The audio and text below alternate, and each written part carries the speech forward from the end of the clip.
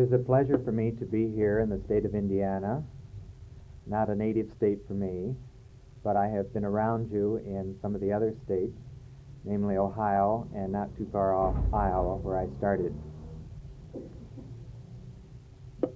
It is with great pleasure that special education and psychology here at Ball State University, and in conjunction with the Council for Exceptional Children, have an opportunity to bring to you tonight one of our noted people in the area of the emotionally disturbed.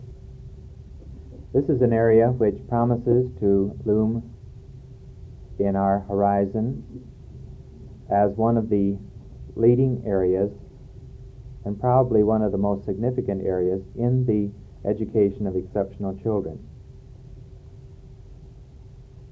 Tonight we have with us Dr. William Morris from the University of Michigan, who is director of the Michigan Fresh Air Camp for Disturbed Boys and consultant at the Children's Psychiatric Hospital and Hawthornden Center, also for disturbed children. And in his spare time, he is professor of educational psychology at the University of Michigan. Cannot hear back there? How about now? Now let's see what we can do here. How's that? Is that better?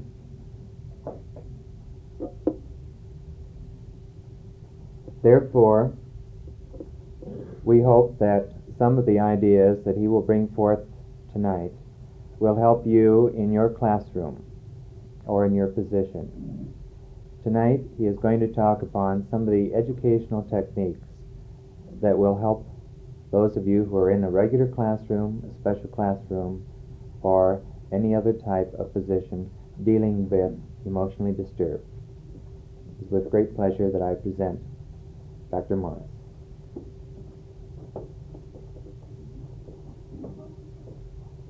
He didn't tell you about all the hilarity on the way over here. One of them was that sometimes introductions are longer than the speeches.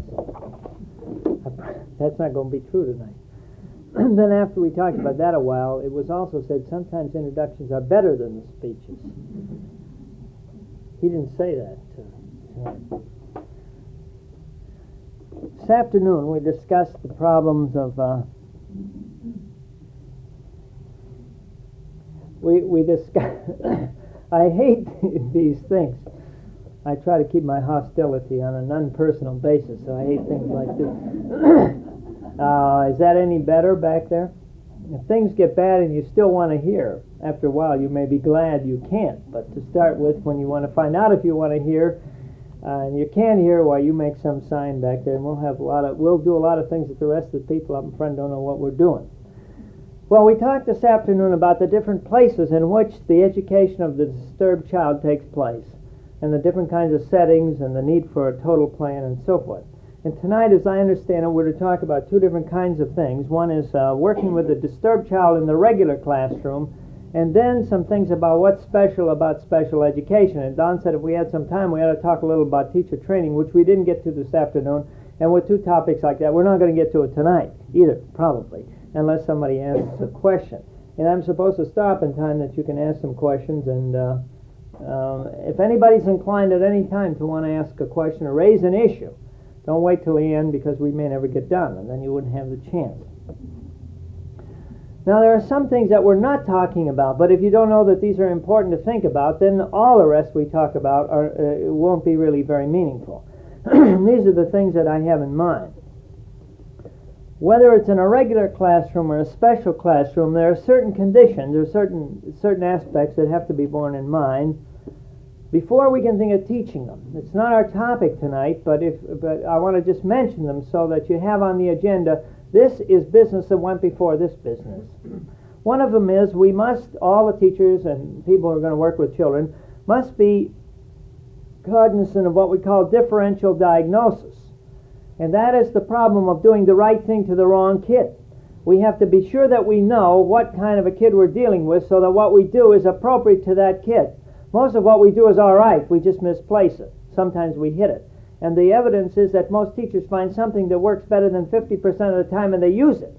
And it's good for half of the time and not good for the other half of the time.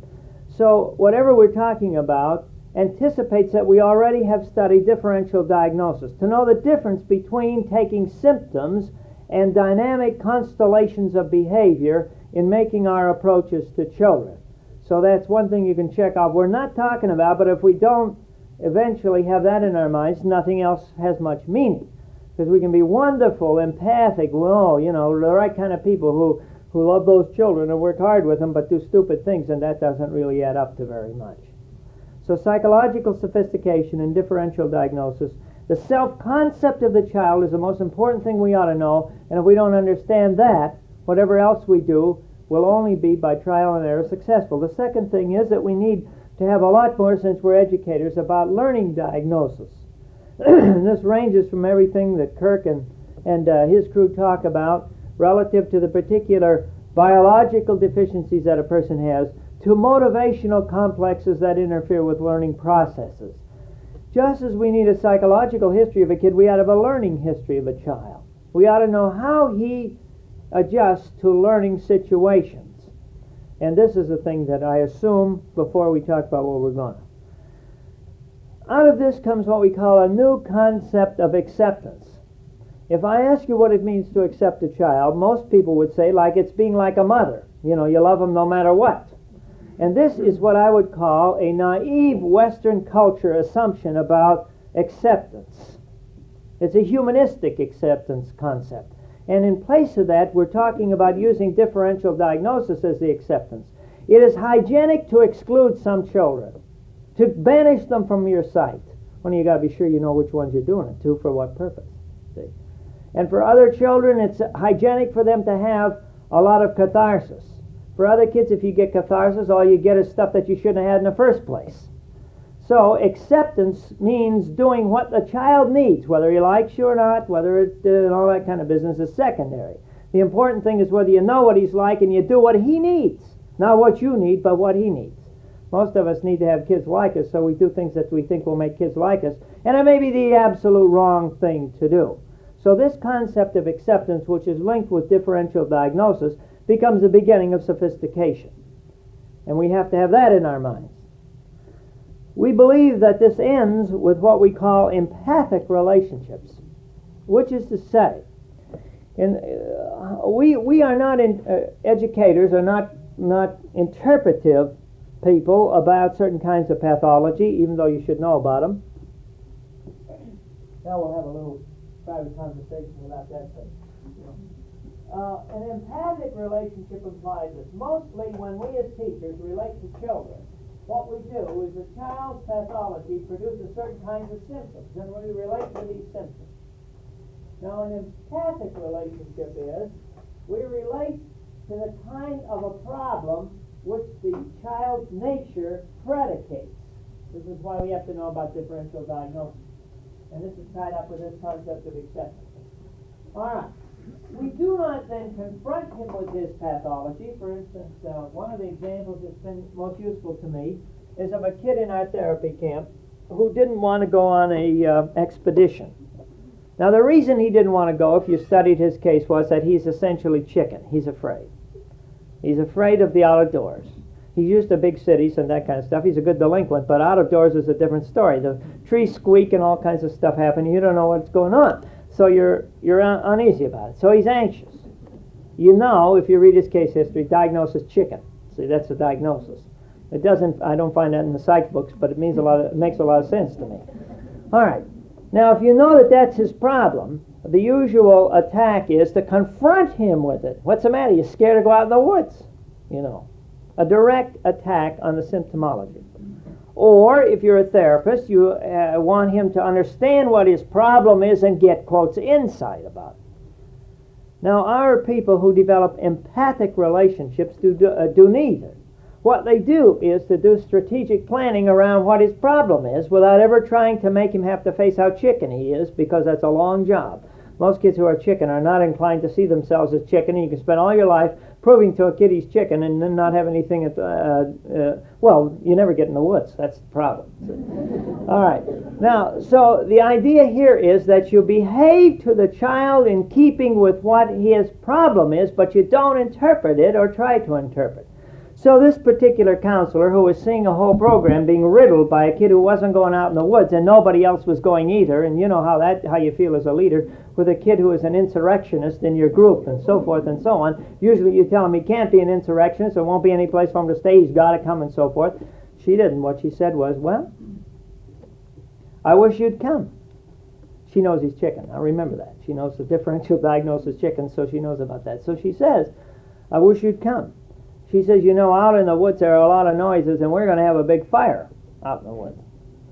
We don't need the fire, but it's nice to have a fire. You know what fire means? Protection.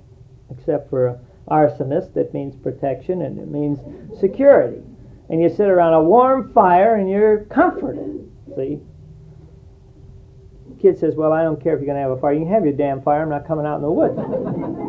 She said, well, okay. She said, but you always have been big with fires, you know. I thought maybe you'd take care of it. He says, how big a fire are you going to have? She says, I don't know. Who's coming out there to make the fire? How long are you going to have the fire? I'm not going out there. She said, well, we ought to have it all night, you know. Well, you know what happened. She let him off his chicken hook, and he came out and he built a fire. He almost burned himself up, as a matter of fact. No, really. I mean, the truth of it is he got so close to the fire, he almost burned himself up. Now, see, what she did was to have some awareness of differential diagnosis in practical terms. I don't mean she says he's got anxiety X, so much of it, and all that kind of stuff. She just said, this kid's scared, his case history shows it, he will defend himself against the awareness of that. He's a bully and a kind of a defensive, frightened child underneath. And a frontal attack will get you only more defense. And so, but she didn't interpret any of it either. She didn't have a little chat with him about how chicken he is or anything like that. She just said, we ought to have you out here to build a fire. See? She seduced him to go out and build a fire. That's what she did, and he built a fire. And when he came back, he bragged about how he was out there all night in the woods with the trees that squeak. And he says, you don't know what's out there. You know. See? He had an ego success experience.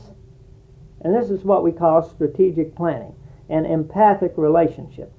That we deal with the situation rather than the case history. We deal with analysis of what we can do rather than historical evidence and so on. Now, along with this is a concept that it is a most useful thing to help a child at time of crisis to overcome his crisis. And this is crisis coping as a fundamental way of helping children. That the most important thing is to help them at a time when they can't cope with the reality that they face. Now there's a long history to this, which I'm not going into, but all of these things have to do with the idea of how does a teacher work with a child.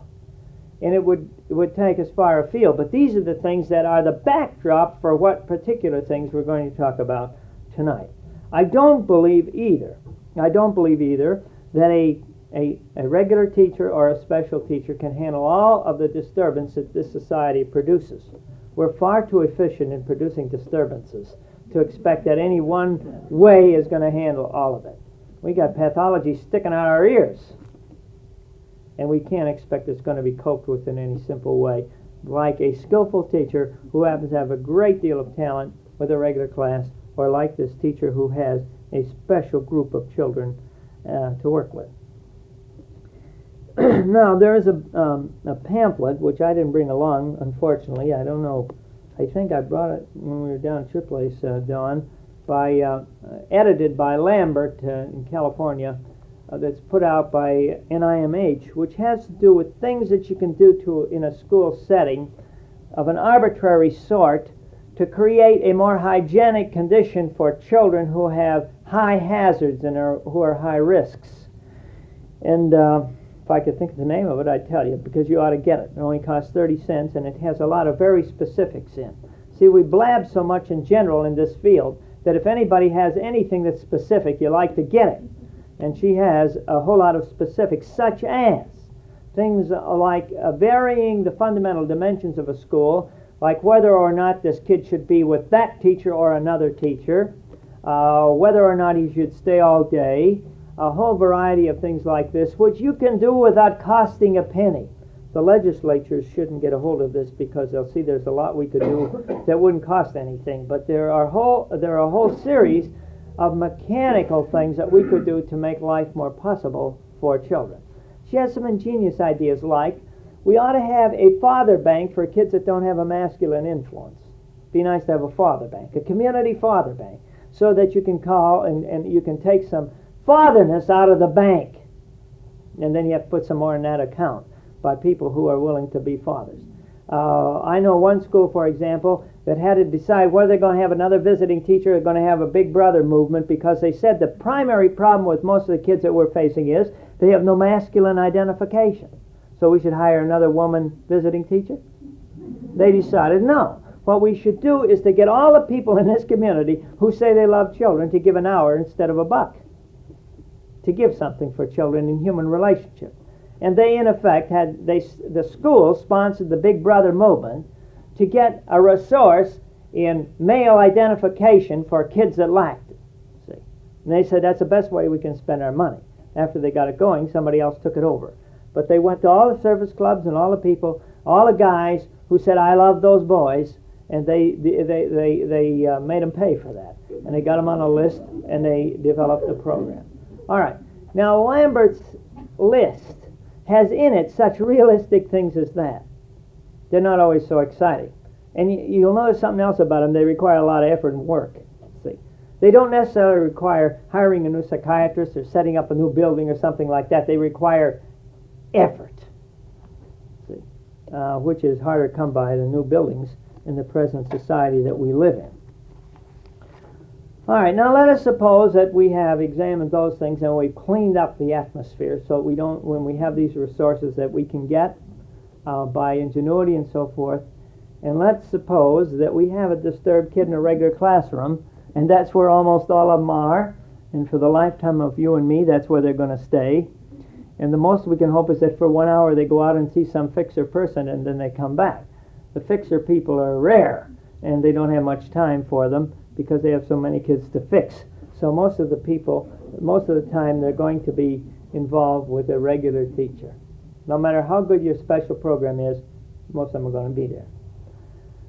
Now I want to tell you some of the things that, and I wish I could take credit for these, but these are things that we've worked out together with teachers and trying to figure out. We have some seminars in which in order to get in the seminar, you have to have a problem that you don't know what to do with. Of course, at the end, you may still have the problem you don't know what to do with, but at a higher level, as we say. That's the definition of graduate work, as far as I can find out. But everybody who comes in has to have a problem to come in with. And as we have tried to figure out, what can we do in the confines of a regular class for some of these children, these are some of the things that we've come about. So I want to communicate to you a few of these things. First of all, one of the things that we find is very important in this work is that teachers get immobilized by the awareness of a quote, emotionally disturbed child in their classroom. They become immobilized. They become like they weren't before. Teachers who yesterday interacted with a kid today won't interact because they got the report on this kid. He's emotionally disturbed. See? And yesterday they didn't feel that way. He was just another kid with that rhubarb that they had to handle, but now he's an emotionally disturbed kid. They tell us one of the problems is the definition, and there's some research on this from Syracuse in which they had teachers pick out kids who were disturbing and kids who were emotionally disturbed. They defined them in the same way, but they found only about, something like 1/10 the number of emotionally disturbed kids that were categorized with all the same behaviors. But over here you talk about behavior problems, they got a whole lot of those, see. But once you label them, something happens to them. They said we get immobilized. These are the things that make us immobilized. Will I make him worse if I try to help him? And God forbid that I do that. Now, this is an interesting problem because mostly no matter what we do, we can't influence these kids. They got their own style of life and they're very difficult to maneuver. But a lot of times we're afraid we're going to, there's the idea that every kid that's disturbed is just on the brink If I speak to him in the wrong sort of way, out of the wrong side of my mouth, the next thing you know, that kid falls over into the chasm of schizophrenia and he never will come out. That's the kind of problem that the teacher said happens to them when they say, he's been seen by a psychiatrist. He's a disturbed kid. He may be pre-psychotic. God knows what he is. So, immobilization because of fear that they might make him worse. Well, I wish that we could make him worse, because if it's true that we could make him worse that easy, we could make him better that easy. See? I mean, if it was that possible to influence another human being, our job would be a lot simpler. Now, I suppose if you really go at it systematically, you can add something that'll break the psyche of any kid. But I don't find many teachers inclined to do this. The second thing that they're worried about is permissiveness versus control. He's a sick kid. Ipso facto, he should have more permissiveness than other kids. He should be allowed to be wilder than other children. But then after a while, he gets so wild that then we have what's called the POW theory. This is the people in Hawaii told me that they have what they call the POW theory. You tolerate, and you get masochistic, and you get punished by this kid, and he disturbs everything, and yet, of course, he's a disturbed kid, and it goes on, POW! That's the end of the whole thing. The hell of the whole business. He ceases to be a problem, and you feel very legitimate. Now, after all, look what he's done. So you allow this thing to happen, and then you have POW as a reaction to satisfy yourself about it, and you feel very justified. In other words, permissiveness becomes a channel by which you can later lower the boom. And the lower the boom business can't come until he's destroyed enough that you can feel very legitimate about it. You don't have to feel guilty about it. You say, after all, I have these other children to be concerned about. Only the anointed understand him. This is another thing. I've had teachers tell me, geez, there must be something more to this because I can't understand what they tell me about him. And of course they must know. See, the more confused it is, the messages that we psychologists like myself give them, the more it's couched in terms they can't understand, and the bigger it is and the more obtuse it is, well, they figure, geez, there must be something in it because I can't understand what they're saying. After all, they're experts and so on.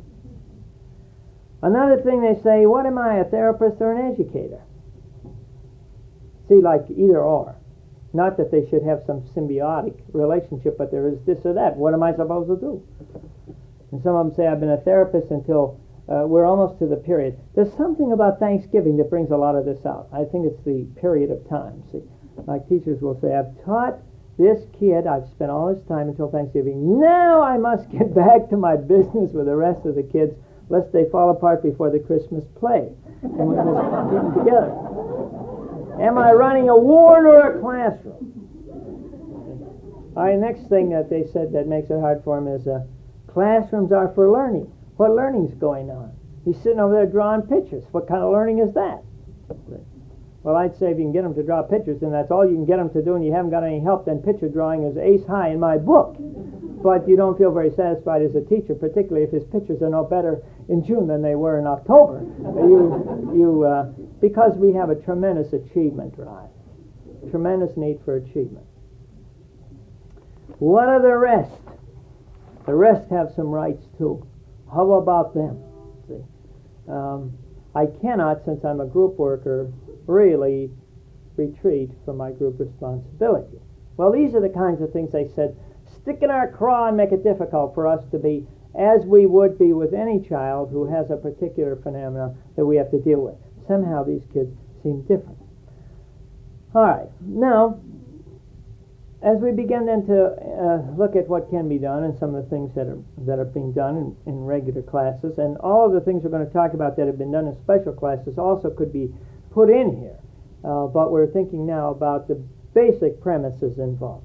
One of the basic premises is that, now whenever you say anything about disturbed kids, you're wrong a certain percentage of the time. So put this down as, say, 70% right or 80% right. If you understand all the categorical statements are only partly right, then we can be categorical. All right. Most children of a disturbed nature live more intimately in the interpersonal relationships with the adult in that class than do normal children. Most disturbed children. Some of them don't give a damn about you, never will. So that percentage is out, but I'm talking about most of them. Now, in turn, their behavior generates more in us that we have to do something about as an adult in that particular situation. They have a way of encouraging what we call countertransference.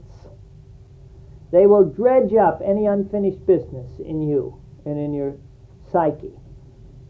If you happen to be compulsive about order, you will find that they sooner or later gravitate toward disorder.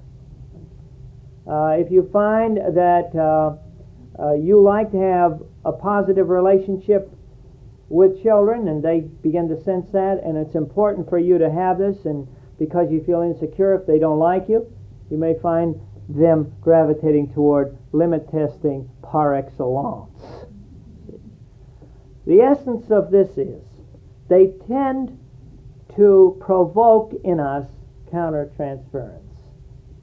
Wherever our weaknesses are, they tend to get those sensitive areas active.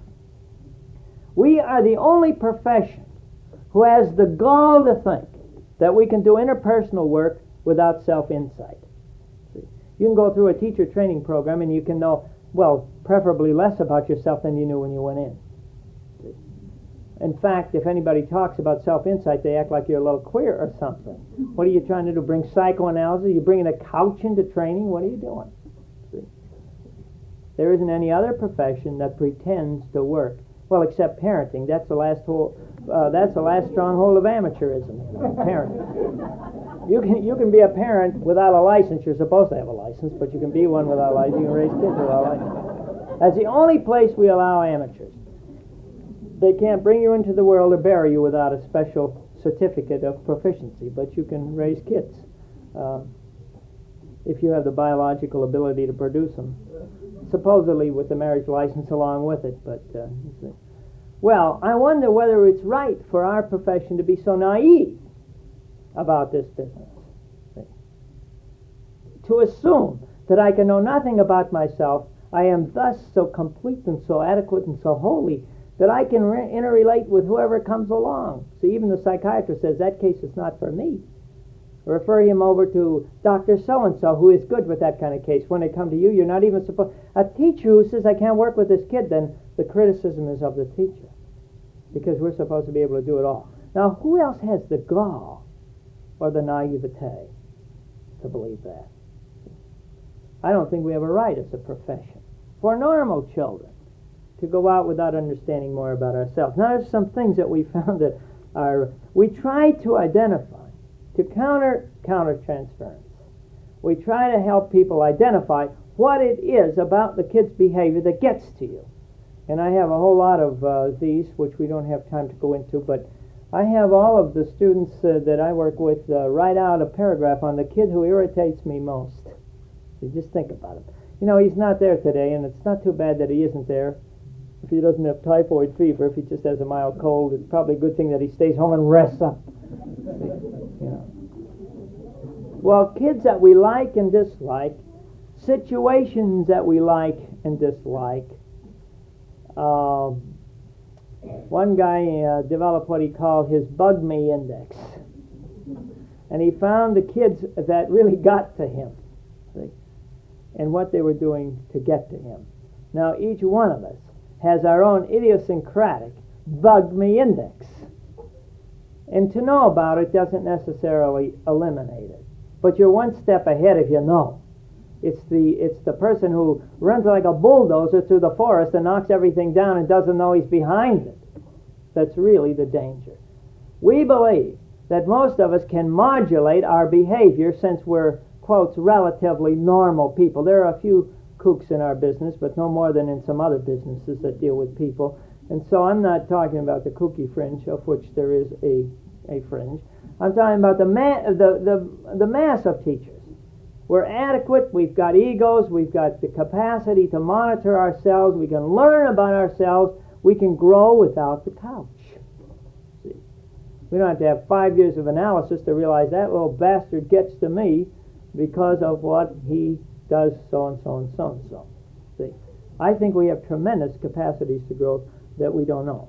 We find, for example, such things as disgust.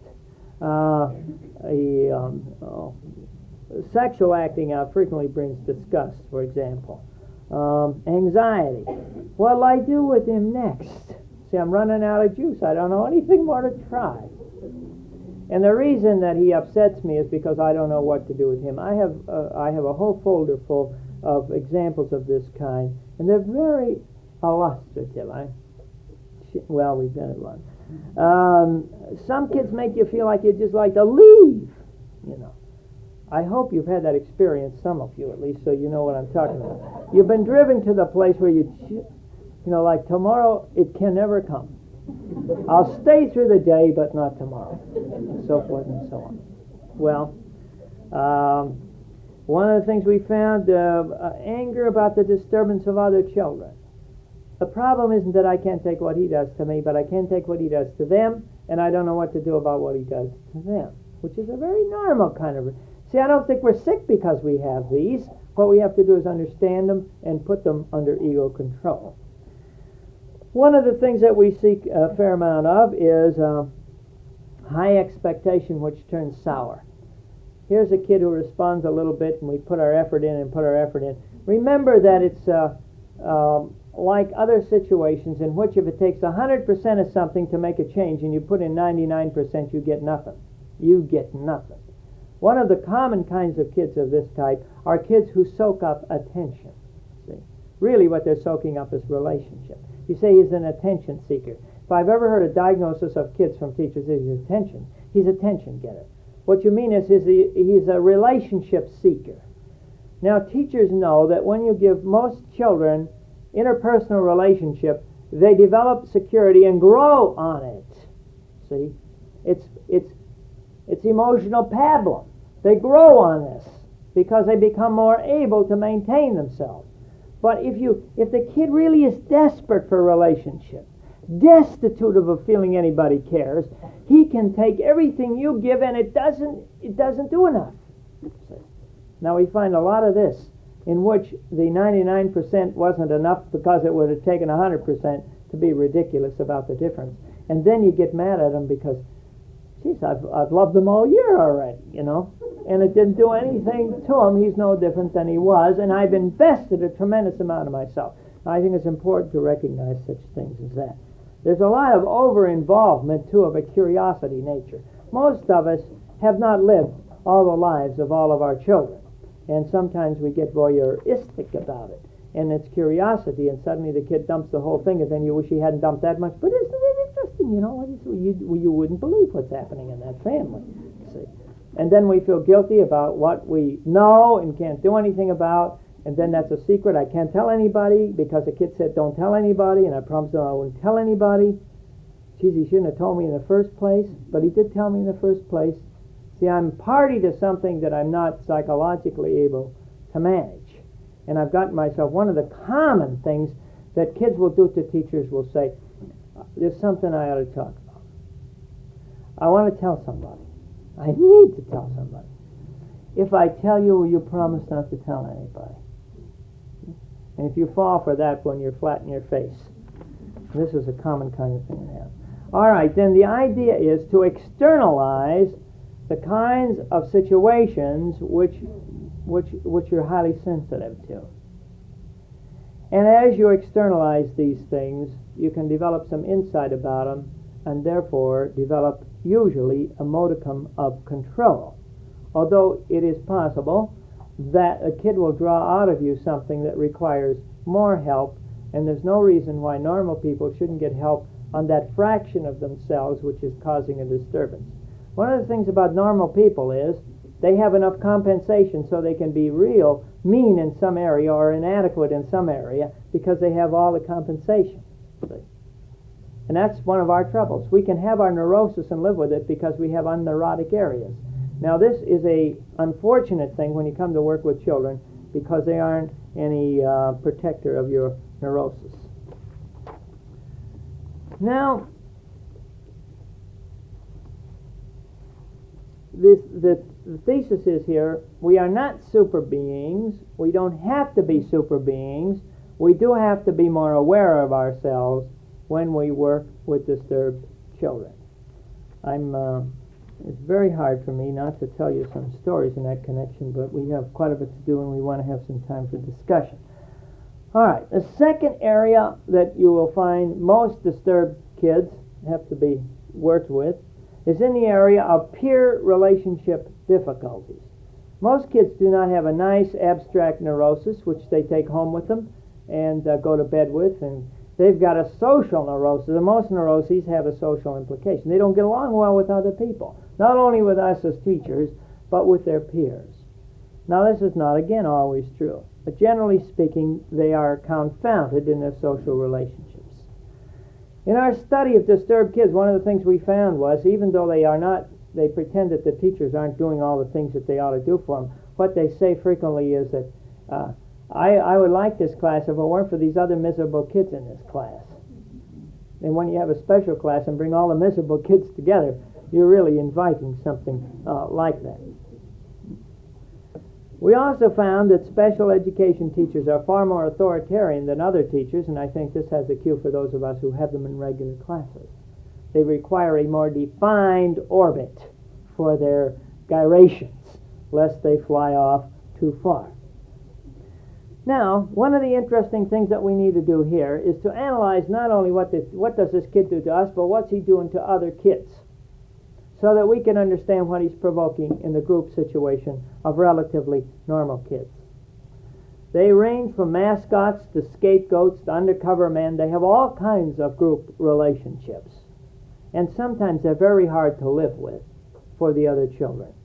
Let me give you some examples. We began to study the prophylaxis of this kind of situation by finding out from kids. Here's a disturbed kid in the class. Let's ask kids about other kids in that class, not how do you feel about George, who is a SOB, but are there kids in this class that bother you, and how did they do? And the teachers collected some of this. Now here's the way they put it. He busts up our games. How can you love a kid who's busting up your game? We tell him, well, that's all right, George, he's a game buster, and you should like that, but that's hardly enough. We don't like, or one group said, we don't like how nutty he acts. Another group says, we like him because he acts so nutty. See, then they were able to enjoy his pathology and really encourage it, and they could sit back scot-free.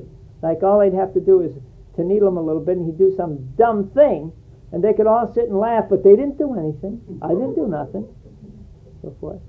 But they did feel a little guilty about it, and that anxiety that was produced by the guilt was the thing that was getting into the system. He won't do anything with us. You ask him to play and he won't come with us. What's the matter? Really, what's the matter with us that he won't come with us? That's what the kid is thinking. We had an interesting example of a schizophrenic boy. When he was a pre-adolescent, he got along very well. In fact, we had a funny situation which a substitute teacher came into class and didn't understand that this kid was doing all this. He used to have a whole lot of this, and he'd sing to himself and so forth and draw maps of the New York subway system endlessly. And this is about what he did. And the other kids knew about it, and they had accepted this and so forth. And they had a substitute teacher in who didn't know, and she tried to get him to quit doing this, like sit up and work right and so forth. And one of the kids marched up to the teacher and said, "You don't know, but he is a disturbed boy," and so forth and so on. And why don't you, you're big teacher, why don't you know something about this kind of stuff? Now, they made him into a semi-mascot for that period, which protected him and everything was all right. And then later on, he began to be intolerable to him. When he got to be an adolescent, he used to masturbate quite a bit in the library. The library is not the place that you study all the time anyway, and you got your own problems, and then to see this kid masturbating, they couldn't stand it. They just couldn't. And so they took it out on him. They elected him class president. No, this is true. They elected him class president because he doesn't know what it's all about. And then they'd stand around and watch him when he went down and touched all the lockers all the way, and then miss one. And they'd tell him, "You missed one." And he'd go back and wonder which one he missed. And he spent a lot of time. They got back at him because of what he provoked in them at the adolescent period. Can you imagine a girl, for he calls up a girl, he got interested in the girls. He was schizophrenic, but not completely out. He had a little piece of, and so he was interested in girls. Now, can you imagine what it means to an adolescent girl who's trying to figure out whether or not she's going to be popular and how to get along with the boys and how not to get one hanging on your neck that you don't want, and, you know, all the problems which kids at that age have, to have this boy call up? Isn't that asking quite a bit of an adolescent girl to say, well, that's fine, sure, I'll go to the dance with you? They couldn't. It was too much, and they couldn't tolerate it. So you have to think about the way in which they're involving the lives of the kids. Another thing, we had one who was a real clown. He makes us laugh. See? And the teacher was not particularly inclined to like laughing. He won't work. Why should I work if he won't work? We hate the whole business anyway. That's the footnote which we finally got to. Why is it so distasteful that the presence of one who doesn't work reminds you of how much you don't like it either? Is there something the matter more basic? How can we study with him talking? He's talking. We try to help him and he hits us. Now, one of the interesting things we found in this is how the teacher explains the fact of differences. And we found two very different ways teachers used to explain it. One way, they waited until the kid wasn't there. Someday he's not going to be there. And it's now children, or now pupils with older kids. You know, it's obvious today he isn't there. There's a big blank space where he should be. And then they talked about him and they said, no, we should do what we can because, you know, he's got a problem and so on and so forth. The other way they did, I had one teacher who was very skillful at this. What she did, when she noticed that there was a inability to absorb this range of difference within the continuum of what belongs in the human race, one day after there'd been an episode, she got the tallest kid. She asked him to stand up. She said, stand up, Ralph. He stood up and he said, you know, like that above everybody else. He's a fast grower. Very proud of it. She said, you know, Ralph, I don't know what we're going to do with you. You're different than all the rest of us. I think maybe, what do you think, students, don't you think we ought to do something about this? Are they feeding you too much at home, Ralph? You know, and he doesn't know, you know, what's coming off. Well, finally, you know, well, how come you're so tall? All of us are different, and it is a right to be different. And this kid, then, that was atypical is included in the concept of the right to be different. That's quite different than, we got the human race and the monkeys over here, these other types. And here he is. And he isn't here today, and we're going to talk about him. And we're going to talk about this kid who is different than any of us. What this teacher said is we're all different. You're too tall. Of course, the kid is strong, and you can say that, you know. But the lesson was very clear to those kids that it's all right to be different, and you don't lose your identification with a peer group just because you're taller than somebody else, or because your fingers go like this, or because you have ideas that are different. It is legitimate to have a range rather than a mean. I thought that was a pretty good example. To me, that was a quite profound example of how a teacher appreciated the nature, the intrinsic psychological nature of differences, rather than to try and palaver about it in some particular way. Another aspect that we found that was important in this is that the teacher has to be able to control immigration and emigration. If you can't exclude a child when he needs to be excluded without going to the school board, even to keep him out for a day, you're dead, because there are many times when he needs to be excluded. Also, when he comes back, he ought to come back through the person who is the monitor of the group, the teacher, rather than through somebody else who doesn't know what he did in the first place. We found that one of our great problems was the kid you might have no freedom to exclude him without trauma. In fact, in one place it was harder to exclude a kid than get a divorce. Really. To exclude a kid from your class and to go down to the court and get a divorce. Because it had to go through the school board and it had to go through, it was a big thing.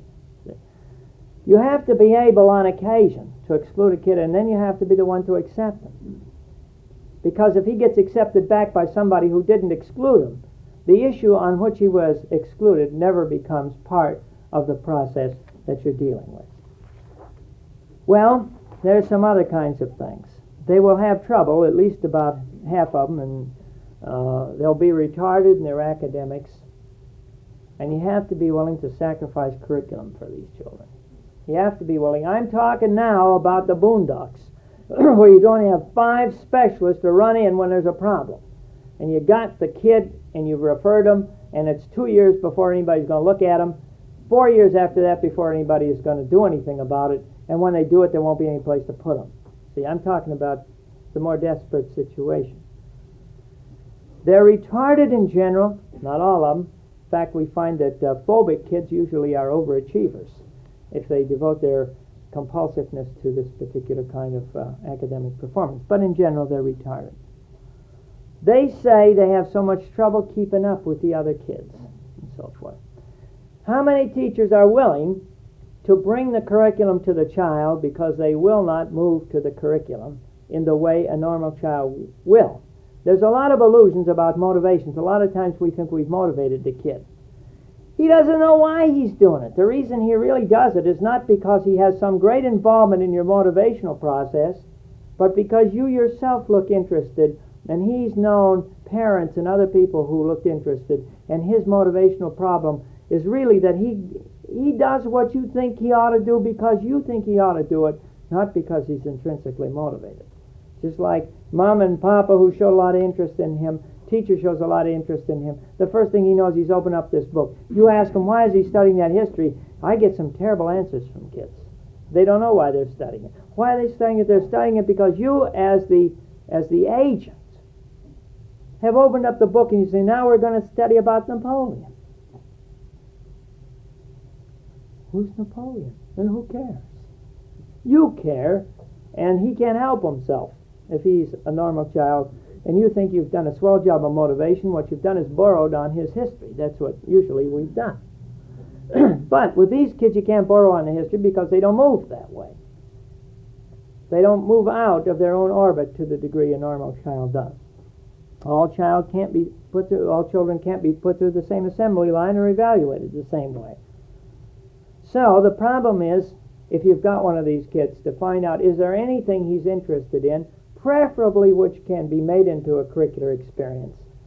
We had one boy who wrote the whole semester on the Civil War. The teacher got so sick and tired of the Civil War. But that had intrinsic motivation for him for reasons which I don't know and we never could find out. But if you had him write compositions on the Civil War, he'd write. He drew pictures on the Civil War. He made projects of the Civil War. He was Mr. Civil War. Now, he didn't do much else.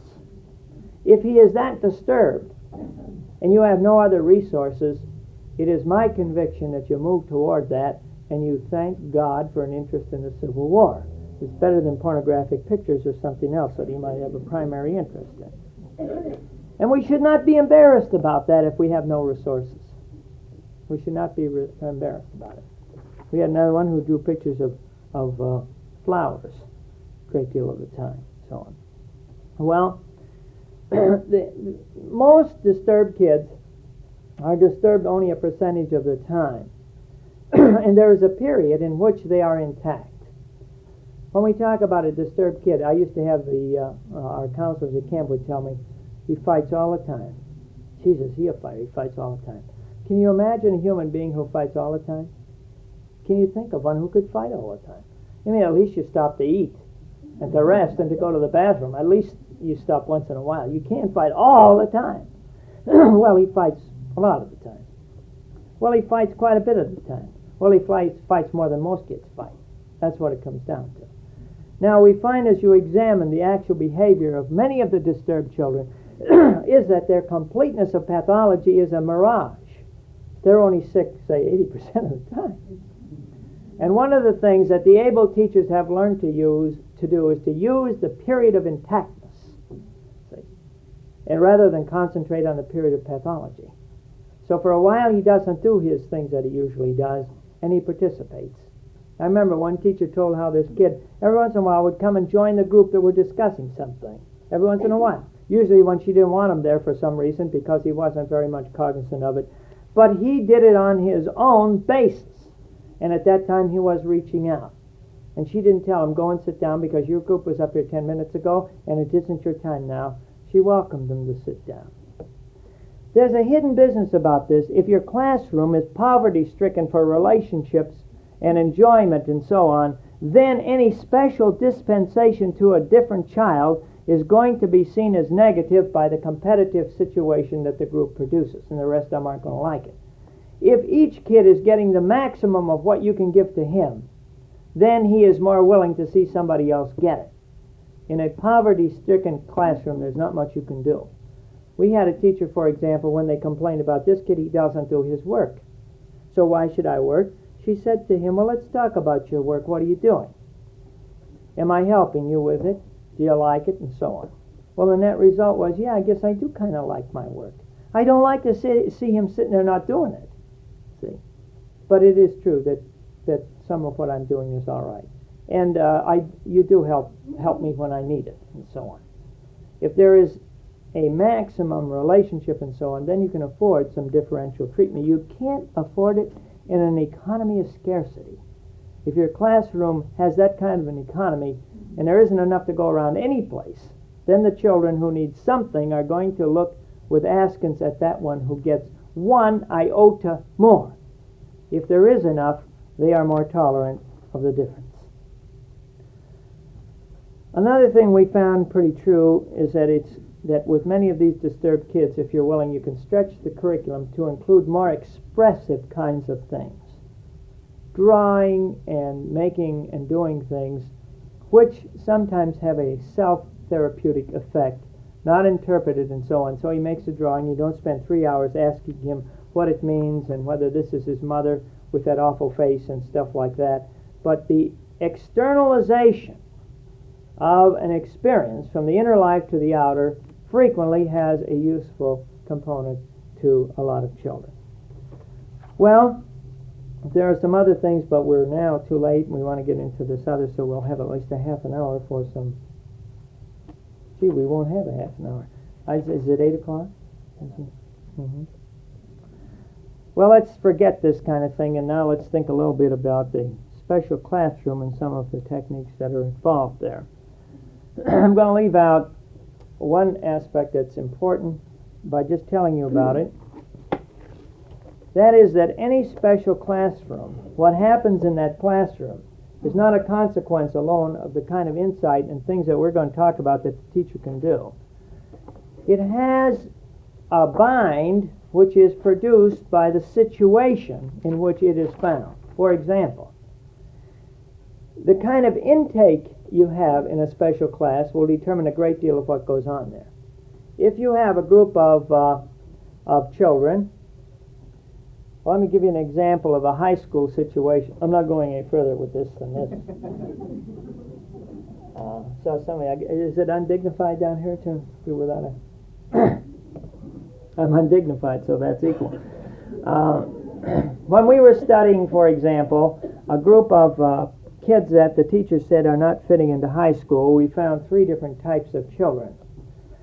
We found children who were disturbed but wanted to achieve like normal children. They were very anxious to get on the bandwagon. And any way they could become typical, they wanted to do. Their motivational pattern was that way. Now, if you're working with that kind of kid, that's one story. We found another group that were deficient. They had perceptual handicaps and other things along with their emotional disturbance, so severe that it never looked like they could join with the normal stream for their age. See, they're always going to be unable to accomplish academically no matter what else you do because of some deficiency. That's another kind of group. You see how your intake would determine a lot of what you do? The kids that you get in are the most fundamental thing. Other things are what you believe about children and so forth, and what you believe about learning, what you believe about human nature. The third group we found were kids who were alien. They were smart and could learn. In fact, they learned a whole lot, but they didn't care at all about the school. They were school alien kids who had given up this identification a long time ago. Their interest was in money, cars, dates, good times, fun. See, and they couldn't see much relationship between school and the things that were meaningful to them. Now you take a group of alien children and put them in with the first kind. You just take one real good alien kid and put them in with a group of good neurotic kids who want to learn and to adjust and to make out like normal kids in the classroom. You put one of them in there, and as soon as those kids begin to accomplish anything, he needles them, he upsets them, he disturbs them. See? Doesn't take very many of that kind. Now, do you see how whatever a teacher does is conditioned by the intake process? And your program follows your clientele, not theory. That's what we like to have. We like to have a theory about how you teach disturbed kids. I think the theory is born of the nature of the clientele.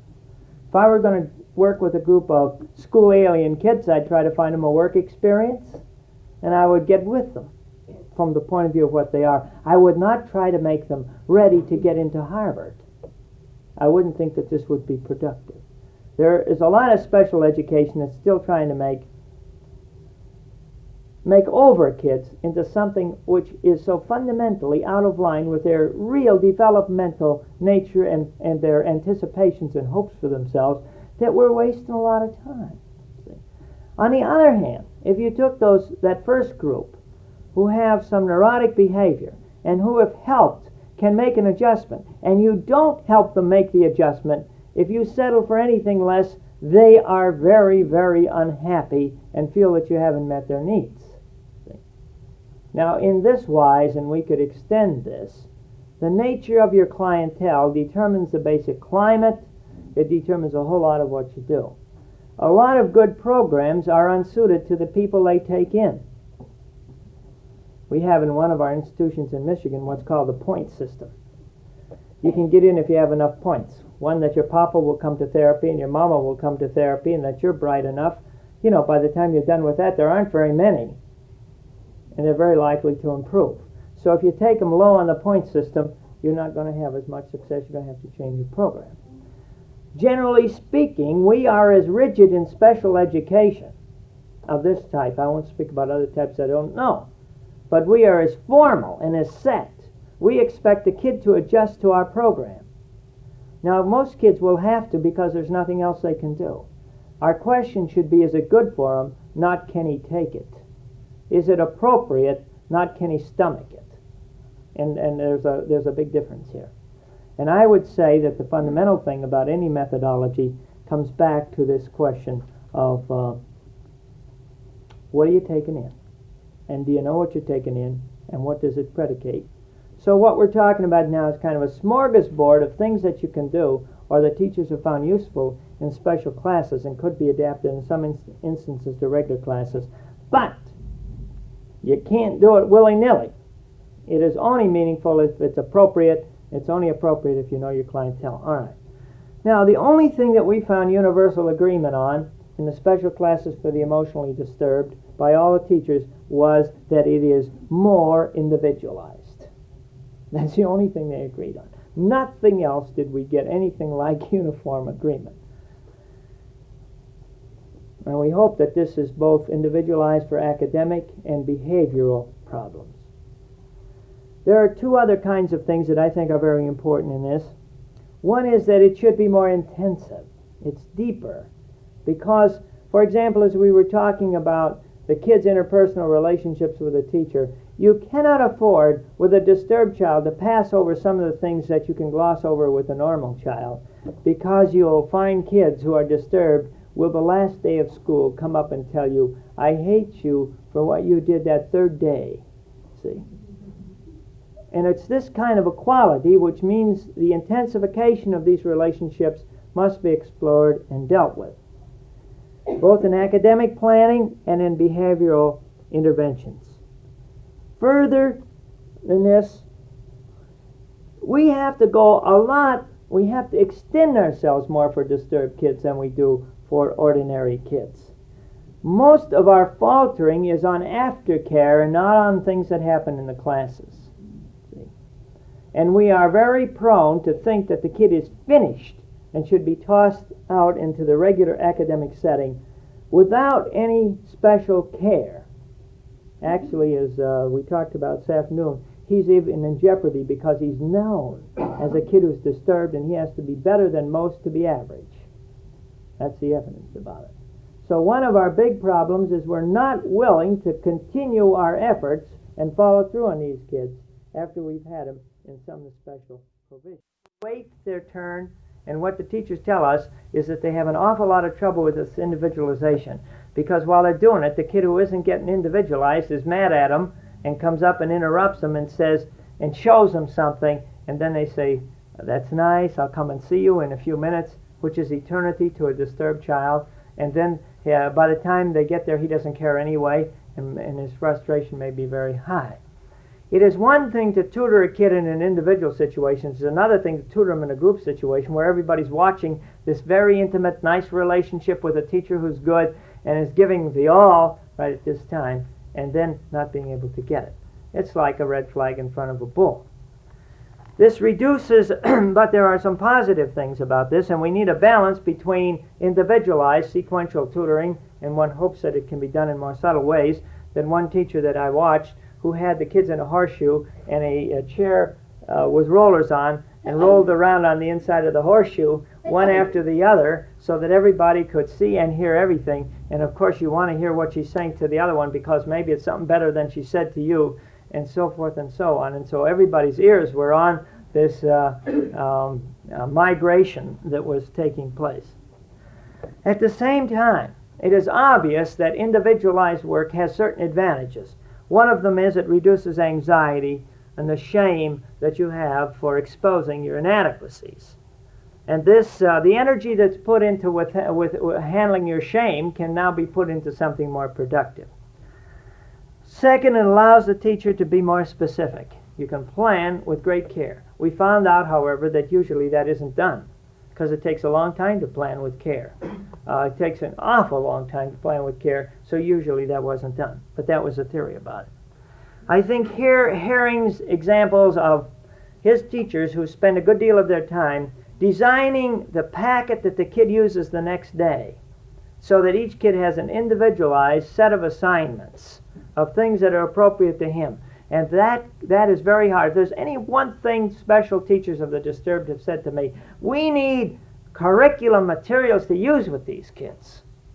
That's why frosting materials and other things have been very useful. It's one thing to say, yes, individualize it. It's another to sit down at when the kids have gone home, and they're kept frequently as long as other teachers, lest the special teacher be getting something extra that the other teachers don't have. After all, she's only got 10, after all. See? And the net result is that they don't have the time or energy to make this specific planning. Herring's teachers have a good deal of time to do it, and it takes a good deal of time, so that every kid comes in the morning with a packet of materials that is fit for him and designed for him, and it's appropriate for him, whatever level it happens to be. Well, at least the individualization should produce that. Also, there are some kids for which individualization is too close. There are some kids who can't stand that amount of intimacy. It's upsetting to have somebody that close to them, and we ought to be aware of this kind of thing. There's also a tremendous illusion that it's easier one-to-one. If there's anything teachers who haven't tried it say about the therapist, well, after all, you only have one. Boy, living with one sometimes can be as obnoxious, and more so, see. At least you can distribute your feeling around 10. And we've had some experience with teachers who worked on, who spent some time being therapists, and they begin to think that, gee, I don't know, but what a group situation isn't so bad anyway, see, because of the illusion of the ease is gone. Well, I think here too we ought to include a new concept of readiness when we're talking about individualization, where most of us are still using developmental readiness a la the normal child. And if you haven't read Hewitt's article, I would suggest that this is a very provoking one in this sense. He says the most important readiness has to do with motivational readiness. There are some kids who are ready only to work if they get an M&M afterwards, and that's the only thing that'll motivate them. See? Let's face it. There are a lot of us who wouldn't work if we didn't get paid either, so it isn't so different than some of us know about. Other kids will work for less extrinsic. They'll work when somebody works with them. And he points out that there's a gradation of readiness, which is a psychosocial readiness rather than a biological readiness or the kind of readiness concepts we've had. It is very sophisticated to develop a readiness to do a thing for intrinsic interest only. See? And it's real high on the scale to do it for somebody else. A lot of kids are really very low. And we're treating kids who are older but low on the motivational scale as if they ought to respond because we say to them, in effect, here's what you ought to do today. And he points out that many kids are socially blunted at a far more primitive motivational level. Now, I think his article is useful in this connection. It's not simply developmental. Another thing that the individualization enables us to do is to cultivate relationships. A meaningful giving, which is non-machine. No matter what we find we can do with machines, most of these kids need relationships, and they're not going to develop into adequate human beings without it. An individual who cares, not just when you're right, but he cares about you anyway, which is a unique experience in most children's lives. Most kids are praised for achievement. It's like a piece worker on an assembly line. They're not praised for their own intrinsic value. Now, we think that there are some group processes that can be used to counterbalance the individualization. It isn't either or, but you're going to do individualization, and this is going to be a big part, but you can also do some group things. For example, teachers find that there's a cycle in their work. First of all, usually when you get a group, there's a short honeymoon period, usually, in which the kids are pleasant and everybody's nice and so on. You wonder how these kids get referred here. Then there's a control push in which they challenge your management and they frustrate you in a great many ways, and control becomes a very difficult task. Then most teachers who survive in this work, and not all do, but those who do, find ways to control the children. And then they get to what they call the bickering level, in which instead of having fighting, you have name calling, which is much better, of course, but not very much easier to deal with. Now the kid doesn't see why anybody should interfere with his behavior because it's subliminal, so to speak. See?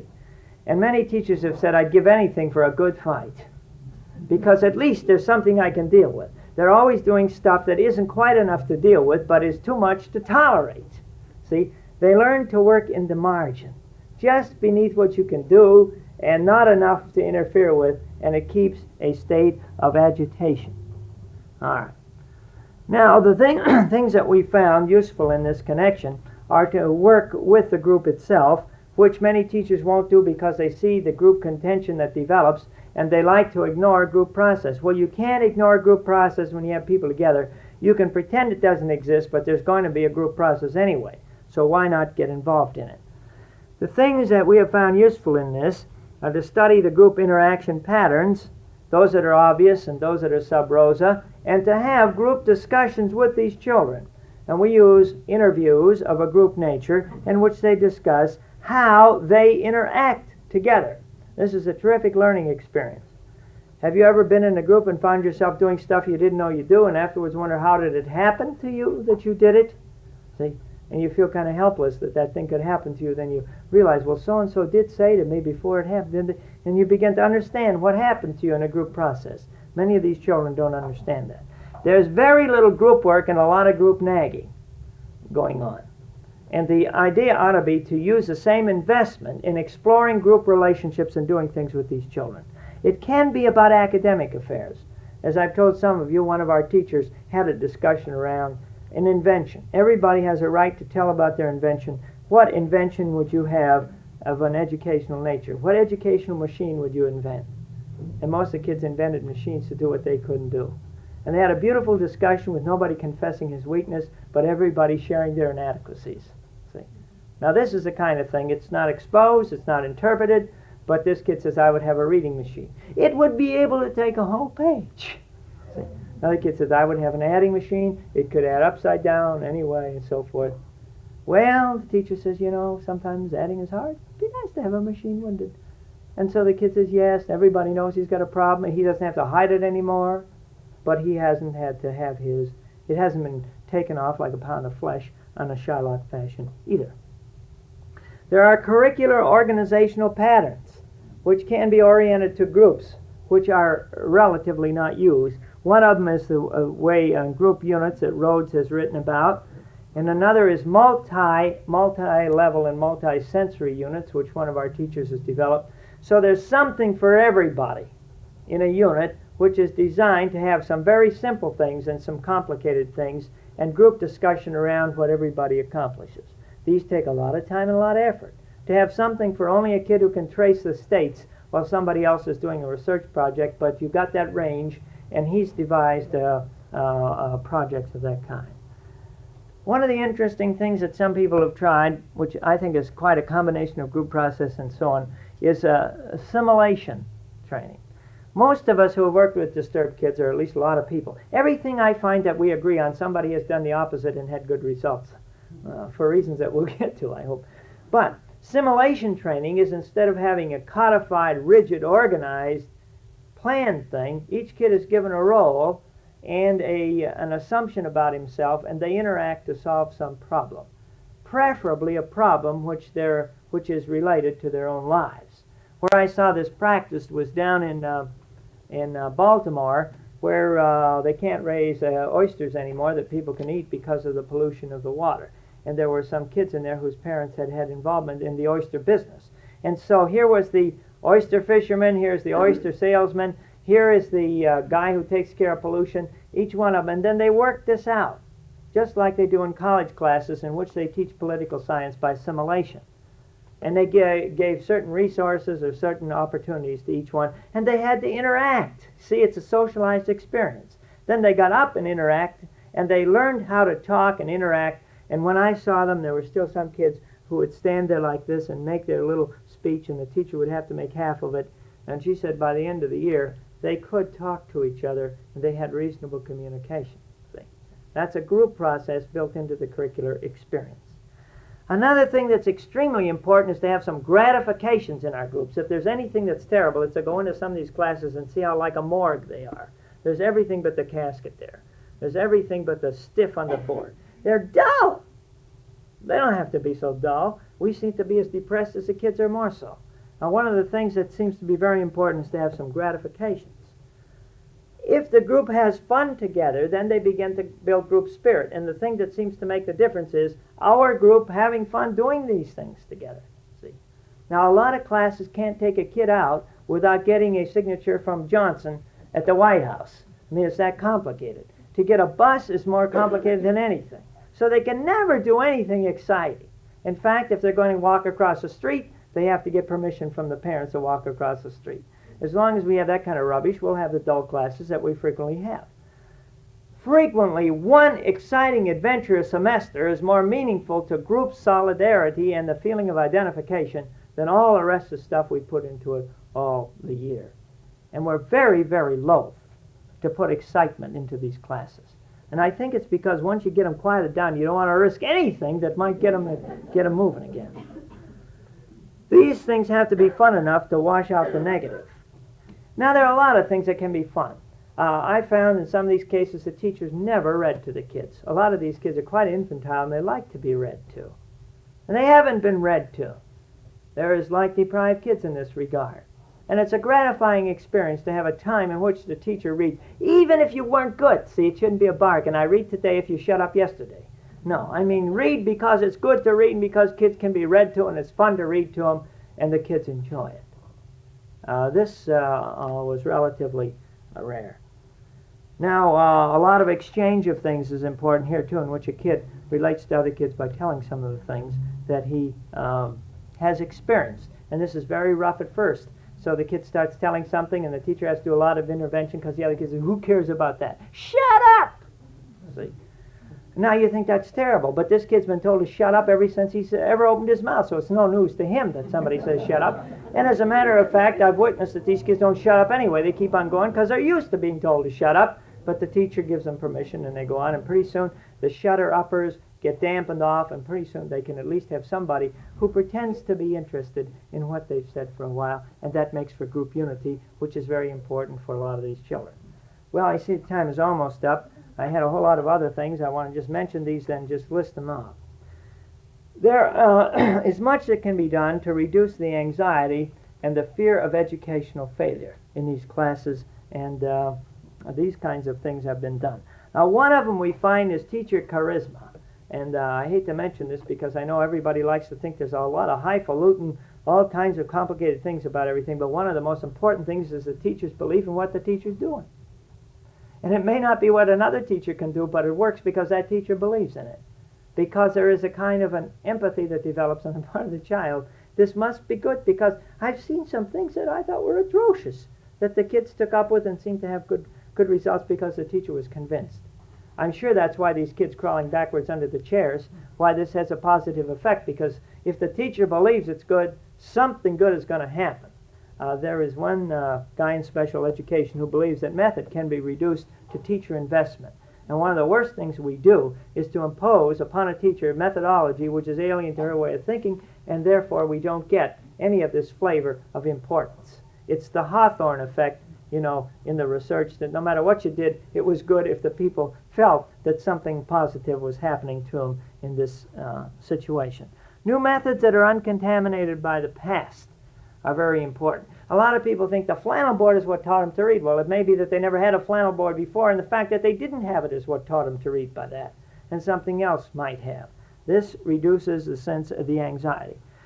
We have the business of, we have an interesting contrast between whether you should neutralize a curriculum and keep out of it anything that would make me anxious, or we should have what's called immersion. Dip me in until my anxiety is so great, and then I'll rescue you, and then you won't have it afterwards. And we have people who believe both ways and actually contrast this way. Machine teaching has a great advantage to kids whose first battle is with people and second with the subject. There are a lot of kids who would be delighted to read except that they want to fight you, and so if you try to teach them to read, this is an opportunity to contest with the adult. And it's here where machine teaching has had a great advantage. How can you fight a machine? Of course, some of our kids do. They scratch underneath and they ruin the machine, but generally speaking, the machine doesn't make you mad at it. In fact, it's kind of fun. There's a lot of fun in machines for children. And a lot of the things that machines do, I think, can be explained not because they have any special magic, but because they do involve the kid, and he has fun pulling the levers and looking at the things. Now, we have a whole lots of big theories about this, but I think fundamentally that there should be something of a gadgetry in a lot of this. It's interesting to have a gadget. You can't argue with the gadget. You pull a lever and down it comes whether you like it or not. And you can swear at the machine. You can do all kinds of things. It doesn't do anything to you. And for kids whose major battle is interpersonal, whose educational fortes, really the battle is not down here on learning to read or these subjects, but it's using these to confront an adult and to frustrate an adult, because that's your real problem. Now, when that's it, and we don't have any way to handle it, it seems stupid to me to put them in a tutoring situation. Another very important thing that reduces anxiety, which we found a great deal in all these the experimental work that's done, is concrete evidence of progress. One word learned is more than 50 words said to a kid. There are some people who talk so much to kids that they never even get anything, they never have a chance to learn anything. We believe that much of the operant conditioning is successful, not because of all the things that they believe about it, but because the kid who does it feels gratified, his self-concept is elated by success, and thereby it has a therapeutic value as well as a skill-learning function. And we should never lose sight of this. And when people say, I cured him by operant conditioning and M&Ms, I believe it in many cases, but not for the reasons that they say, because he's still got a psyche. He still feels. He's got a personality. He's got a self-concept. But this may be the best channel to the self-concept. It's like a kid I know who was in therapy for a long time. He says to his therapist, he says, I like you, you're my good friend, but he says, I wish I had one other one. A lot of what we do doesn't ever get out into the real world. And a lot of these things have that kind of a use. Well, the last point is that there are a lot of interventions that are primarily aimed at behavior modification. One of these sets comes with confrontation, and we've got to look over again at what we think about confronting a person with their difficulties. Now, some kids shouldn't be confronted, and the question is which should, which goes back to differential diagnosis. But the use of authority, of patterning, of what's called therapeutic exclusion, all of these are things that we ought to explore because they have meaning to particular children and bring the lesson home. There has been a lot of shielding of kids from reality by educators, which have prevented them from learning what they need to learn. It's no good thing to keep a kid in school who is not gaining by it, and the exclusion might actually bring processes into bear that would eventually help him. But we say, where else will he go? Well, is that the reason that you keep him in? You do an unuseful thing to him because you don't like the other thing, and as long as you do that, nobody will do anything. I think maybe that's the trouble in Indiana. The schools have been so willing to take kids and keep them that they have not built the other things that they need, and as long as you'll do it, they won't build it. They will not build it. So there's a matter of confrontation of the family and the child with the behavior and the nature of these problems. Now, there are some kids I'd never do that for. You understand that, I hope. And so this isn't a prescription. It's a very specific thing you'd use. Relationship with the little people, with the respect to them, the capacity to show respect for these children. I go in classes and I find them talking over the kid's head about what a crazy kid he is. You know, they don't respect the other human being. They have no feeling for what he feels. There's a lot of attention that can be given for fundamental respect, no matter how wacky he is. When he is there, he is a human being, and all of his feelings have to be respected. I don't say you have to be loved, but you have to give him respect. And then the thing that's important is, can you give him anything that will help him out of his dilemma? And this is where crisis coping and helping him with his problems comes in.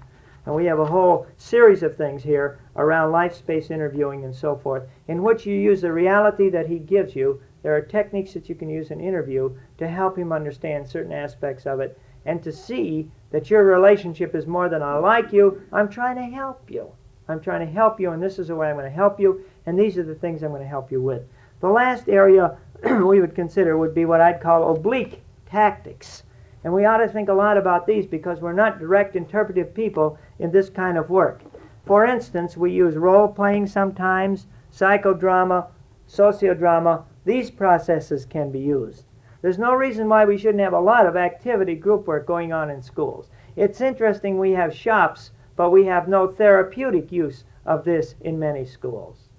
We have very little group work going on in most school settings. We need space. We need materials for kids to do concrete things. I was in a state hospital the other day, and a kid came up to show his teacher something that he had made. And he made it in the shop. And it was real. And he had it. And he had sanded it. And he had done all these things with it. And it was an object. See, it's not a concept which you don't even know if you know. It's a real thing that you hang up in your wall and you look at it. There's more ego in that reality than there is in a lot of other things. Now, a lot of what we need to do ought to be moved over into the concrete realm, so that these activity things could produce stuff that kids could have. The use of art we mentioned as an expressive externalization, non-interpretive. All of the expressive media, music and dance, body motion, all of these things are important. We find relatively a little use of it. The whole business of play. I want to mention to you that in some of the studies, as I've told some of you about games, you can do an awful lot with games to create role analysis for kids. You don't ever have to tell them anything. You just have a game that has a particular role. We did some experimentation at camp in role creation by having a game in which a kid was a high-status it. Red light is a high-status it game, you know, in which everybody does what I do. Some kids couldn't believe other kids would ever do what they said, but the rules controlled it, see. And for a while, they had an experience which gave them a new self to appreciate. And then we had the game Skunk, in which you're a low-status it. Everybody can call you names. And you put a high-status kid in a low-status it game, and he begins to learn there are other ways of life than those that I've understood. We found what instant change in kids by situational planning of this type, in which the same kids and the same leaders behaved entirely differently. And the most famous story I have about that is of our cookouts, which were chaos on a smorgasbord or something like that, in which you take a group of disturbed kids out on a cookout, and what you got to build a fire. You know, can you think of anything that would be more difficult to manage in which you can get more fighting? And the counselors had to protect the food lest the kids steal it before it was time.